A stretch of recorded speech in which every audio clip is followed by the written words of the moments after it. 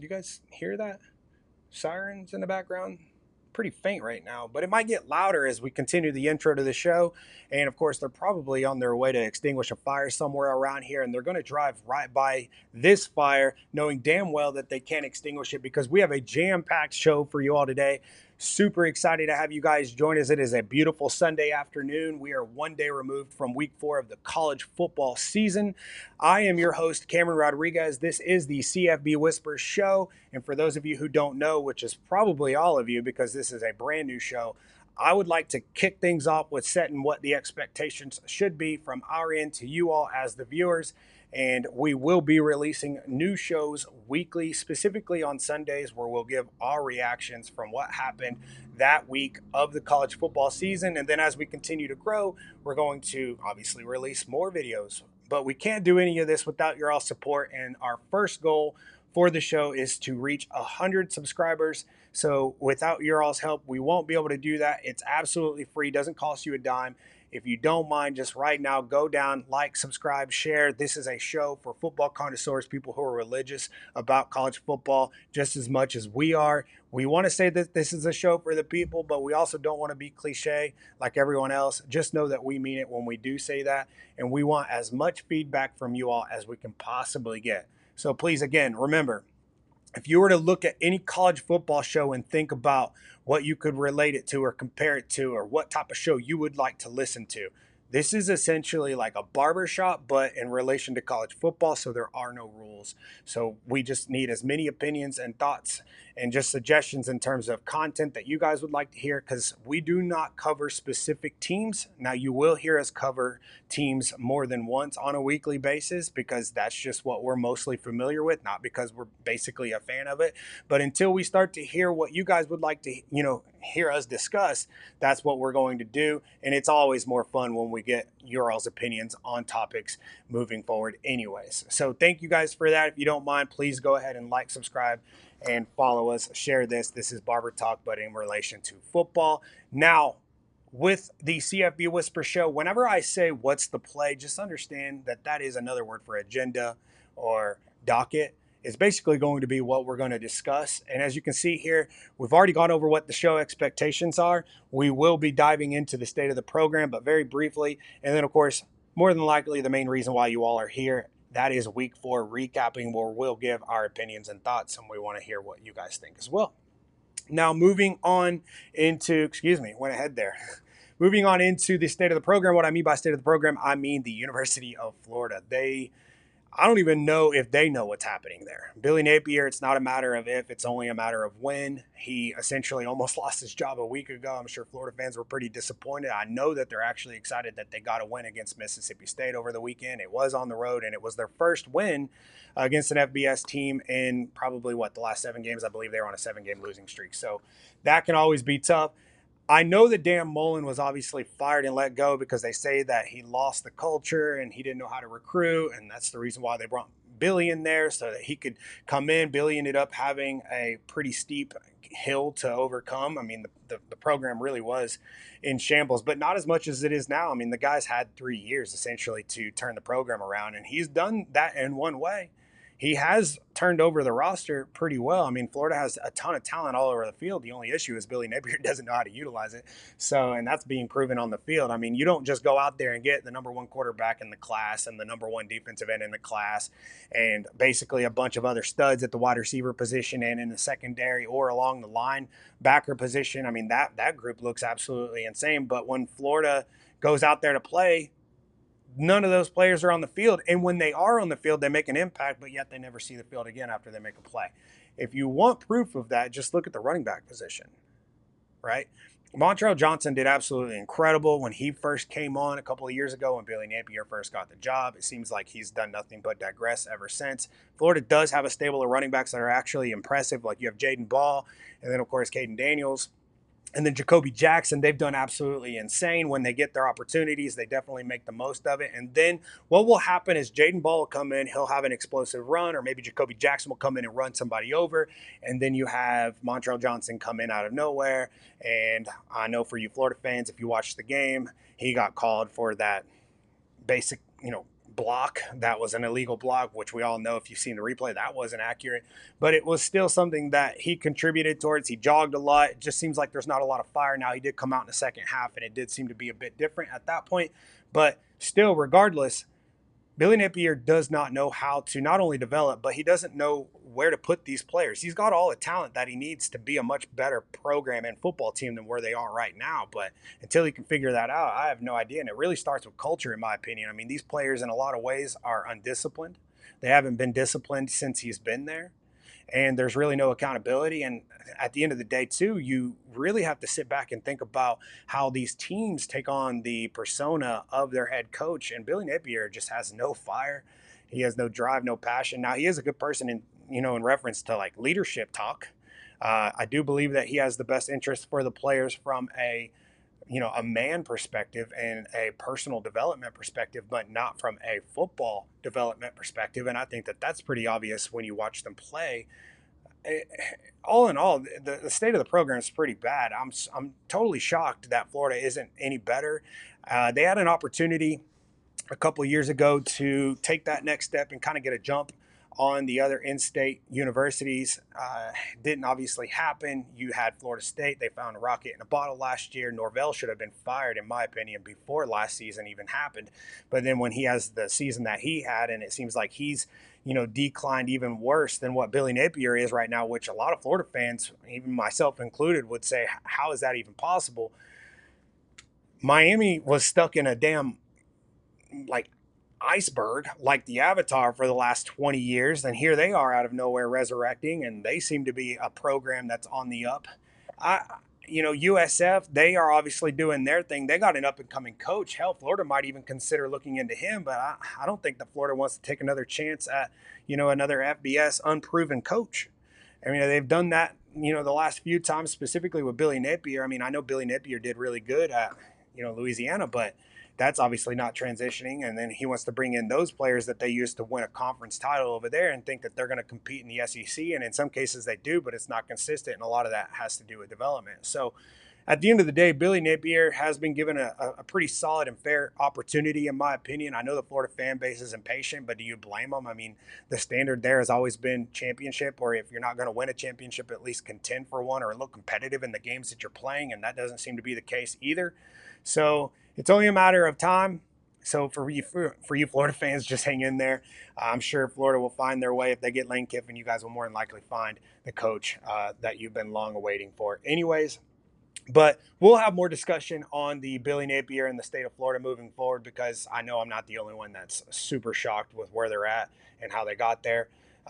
And obviously there's been no breaking news as to any changes happening right now. So when that continues to develop, we'll just hope for now that Florida takes this bye week pretty serious and they come into the game against UCF on a mission to prove the haters wrong and the doubters wrong. But we haven't seen anything that will give Florida fans any hope that that will be the case. So we shall wait and see. Now, the moment that you guys have all obviously been waiting for, more than likely the main reason why you guys are even here, and that is the CFB Whispers Week 4 Sunday morning reactions. We have several games, as you can see on the screen, that we're going to be going over. We'll start with the Arkansas-Auburn game. I don't necessarily want to jump to what Hugh Freeze said right off the bat, but damn, for those of you who actually seen what he said, I want players that don't throw the ball to the other team. I want players that when they run the ball, they don't put it on the ground. The only way a coach is that confident saying things like that is when they know that they've put the players in a position to be successful, and they know that they've done everything they could to develop those players. Hugh Freeze obviously feels that way. He does have an extensive history in having success, also specifically in the SEC.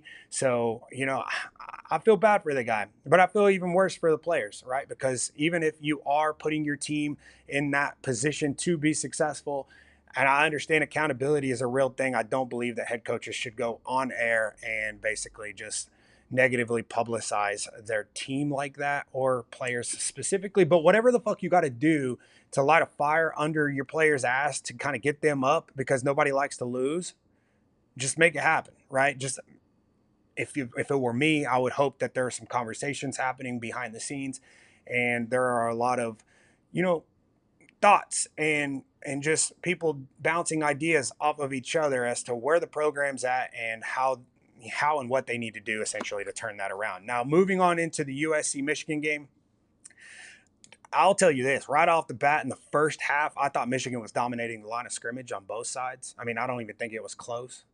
USC's quarterback was getting rushed. He barely had any time to do anything. And the running back, and the running game, was getting stuffed like crazy. So that obviously turned around. I know none of us are used to Lincoln Riley having a defense of any kind, but it seems like this year he does have one, and that should be pretty exciting for USC if you're a USC fan. But Michigan came out; they were pretty much controlling the game on all facets. USC essentially couldn't do anything. Now, USC should have won this game, in my opinion, but it came down to a couple of busted plays. Michigan did what they do best, and that is running the football. They are a power heavy team. They are a smash mouth. Hey, we're going to line up against you. Our guys are bigger, faster, stronger than you. We're going to blow you off the ball, and we're going to run the ball down your throat. It's kind of like Alabama was when Alabama was on that run with Nick Saban, where they had just insane stable of running backs where it didn't matter what you did, even though they had a quarterback that was more than capable of literally completing every throw on the field. They didn't have to do any of that because they had a stable of running backs that would just get it done for them. And then when the quarterback needed to come in, they would do it. It's very similar to Michigan. They're very much so built the same way. Michigan came in and they just made the plays when they needed to. I mean, they had that one play at the end where it was definitely the game-changing play where number 20 basically just ran it for 20 and ended up putting Michigan in a position to not only control the clock, but score with literally 4 seconds left on the clock, and then USC couldn't do anything. But Lincoln Riley, and if you're a USC fan, you should be super excited. Even though USC, in my opinion, shouldn't have lost that game, there's definitely a lot to look forward to. So definitely excited to see where Lincoln Riley can take this team and to see if there can be any consistency in relation to that defense, because he has been known notoriously as a head coach for not having a defense. I think that changes. Now, the Illinois-Nebraska game, I watched that on Friday. It was super entertaining. Again, remember, please, these are high-level topics that I want to, points that I want to bring up when it comes to these games that you see on the screen. Dylan Raiola is the real deal, man. He is a true freshman. He came in as the number 2 quarterback behind DJ Lagway, coincidentally, at Florida, and he's proving why the scouts, pretty much predicted that he was as highly touted of a prospect coming out of high school as he was.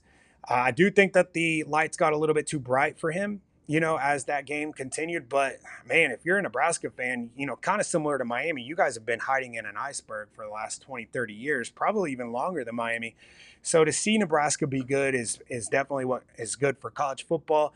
I think Nebraska has a huge opportunity to be a powerhouse once more in the college football landscape, especially with Dylan Raiola at the helm. I mean, he's going to do nothing but continue to get better. So excited to see that progression. But Illinois did come in. They did make the plays that mattered when it counted most. And you got to really, hats off to Illinois and that football team, because they didn't give up even when it looked like all momentum was heading towards Nebraska. I mean, it was a home game for Nebraska, and Nebraska was pretty much putting it to them. But Illinois never laid down. And they did everything they could to essentially continue to make this game competitive. And in the end, they ended up, coming away with the W. So really exciting to see where Illinois also goes moving forward. Now, let's talk about the Tennessee-Oklahoma game. For those of you who are into offensive play, you kind of got a little bit, here and there. Nico did his thing. Nico obviously getting his second official road start, but in a much more hostile environment. If you compare it to NC State, in my opinion, there's really no comparison. But Oklahoma was what exactly we all expected them to be. Defense absolutely lights out. They did the best that they could. They were definitely just constantly there throughout the night, even when Tennessee was just smashing them in terms of the point difference throughout the game. Oklahoma just has no offensive line. And so when you have no offensive line, it doesn't matter the skill positions that you have. Very similar to kind of what Florida is, but we'll, again, talk about that later. But Oklahoma's offensive line didn't allow them to establish the run. Didn't give not only their starting quarterback in Jackson an opportunity to throw the football, but barely even gave their second string quarterback an opportunity to throw. And in my opinion, the only reason why the second string had a little bit more success, especially there towards the end, was only because he was mobile enough and aware enough within the pocket to evade it and kind of extend plays. And then he would utilize, his feet a lot better. He would tuck it and he would be more decisive if he's going to throw the ball or if he was going to run it. And I think that that was important. Now, I do think that Oklahoma did turn it on a little bit too late, and it was either they figured something out too late or just something started to click. But it was mostly on the offensive side of the ball for them. I will say it's crazy when you have a defense that is as talented as Oklahoma's and they get, 3 turnovers, and then their offense immediately goes out onto the field and then turns the ball over again. Now, you can give Tennessee credit for that. I don't want to discredit Tennessee and the defensive performance that they displayed, because Heupel is also one of those coaches that is notoriously known for his offensive game plan. He's used to spreading you out, and we've talked about that in other shows. So obviously tune into that. Check that out when we did our Nico versus Lagway comparison.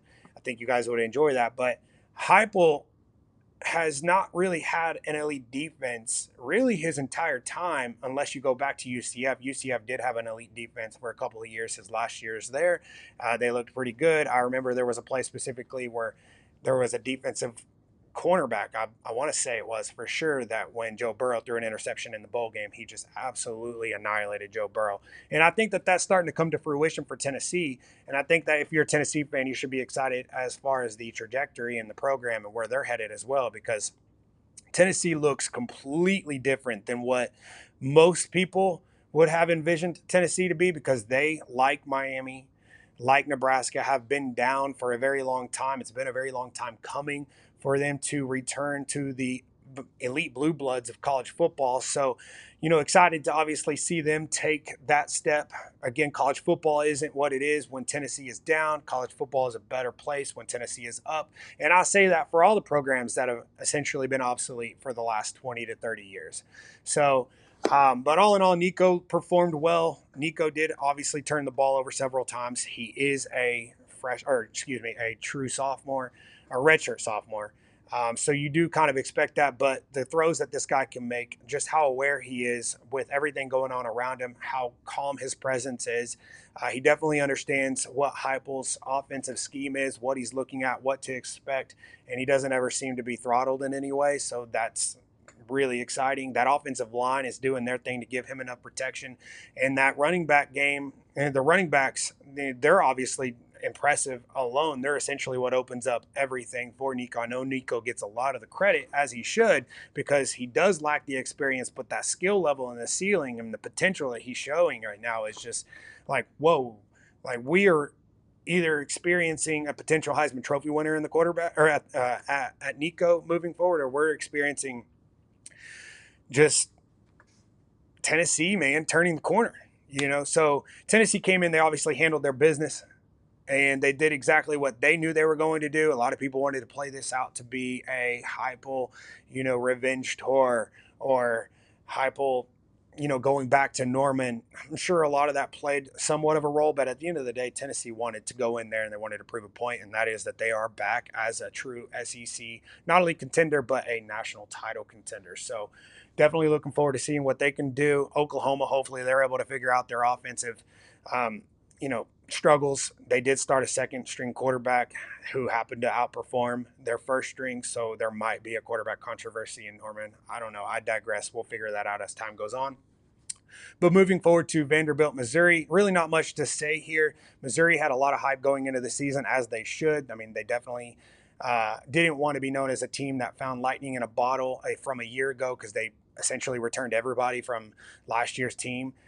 But it seems like to me over the last couple of weeks that they are progressively getting closer and closer to finding a way to lose a game. They almost found a way to lose this game. Now, I don't want to sit there and say, oh, it's Vanderbilt, and I don't want to put Vanderbilt down, because, again, this is a show for college football, right? We're going to be covering pretty much everybody, nobody in particular. And we, again, will go over certain teams multiple times each week. But Vanderbilt does seem to be a much more disciplined and better coached football team this year. And under their head coach, they seem to be making those strides to becoming a better program altogether. So, be careful, because Vanderbilt's no longer considered one of the worst programs in the SEC. I mean, Florida and Mississippi State, which leads me to my next game, are who was contending for that title. And Mississippi State proved that they're absolutely atrocious. I, in my opinion, didn't think that a defense could get any worse than what I've seen Florida do so far this year, and I was proven wrong when I watched Mississippi State play that game. Now, here's the thing that bothers me the most when I think about this Florida program, is that they have such young talent. And when they get in there, they shine. And then Billy Napier and staff want to just bench those players. Now, granted, they were able to put up 45 points. And, Graham Mertz had a hell of a day. I believe he went 19 for 21. And he had over, 300 yards passing, 4 touchdowns, and 1 rushing touchdown. DJ Lagway was obviously perfect on the day. He did fumble the ball. And then, of course, Barber ended up jumping on that, which gave Florida an additional score. So, fortunately for them, they got a touchdown out of that drive. But you're looking at a quarterback that was perfect in Lagway, who could have also had a rushing touchdown. That's crazy. You have 2 totally capable quarterbacks running that system. The only issue is that Florida doesn't have a system to run, because they only have 6 to 8 different formations that they run, and then they have 4 to 5 plays within each formation. So it becomes not only predictable but very easy to prepare for if you're the opposing team and you're looking at the film. If you're a secondary player and you're looking at these wide receivers and you see and that they only have 4 to 6 different schemes or formations that they're going to be running, and then that within each of those formations, there are 2 to 3 routes within the route tree that each wide receiver could run. That's so easy to prepare for. And you also know that they're extremely predictable in when they're going to line up and run the ball. For some reason, if Billy Napier doesn't run a triple reverse, I don't even want to continue the name of what these plays could possibly be called, but he does these absurd, just ridiculous play calls when the team needs it the most, and it never works. And I know a lot of people want to reference scared money don't make money, but he has no money to spend right now. None, because the plays that he calls are just extremely predictable. Florida is having a terrible time finding any balance within their offense. I know Billy Napier prides himself on wanting to establish the run. That'll open it up. But when you line up in bunches and then you line up in quad, and then you have wide receivers running into each other. Man, it's just, yeah, I digress. Florida's a terrible mess. They did find some sort of consistency on offense against Mississippi State, but we can't tell just yet if it's because Mississippi State is that bad, which I'm leaning more towards, or if Florida actually did make some improvements. Very hard for me to say that Florida made any improvement, though. Granted, they did get the W, but Mississippi State still put up over 400 yards of total offense, and they hadn't done that all year. So that's extremely hard to break down. But as we continue to break these videos down and what we've seen each week moving forward throughout the college football season, we'll continue to recap what we put out there and then reassess and then go from there. But seriously, everybody, thank you guys. This was supposed to be a shorter video for you all. This is, again, the CFB Whisper Show. I am Cameron Rodriguez, your host. Definitely want to know what you guys think, what your all's thoughts are. So let me know down in the comments section if you don't mind. And remember, our goal here, our very first goal for the show is to reach 100 subscribers. And we can't do that without your all's help. So again, like, subscribe, share. If you're a football connoisseur, specifically with college football, this is the show for you. So excited to get your all's feedback. We will be releasing another video here soon. But for now, thank you all for tuning in. Until next time, CFB Whispers.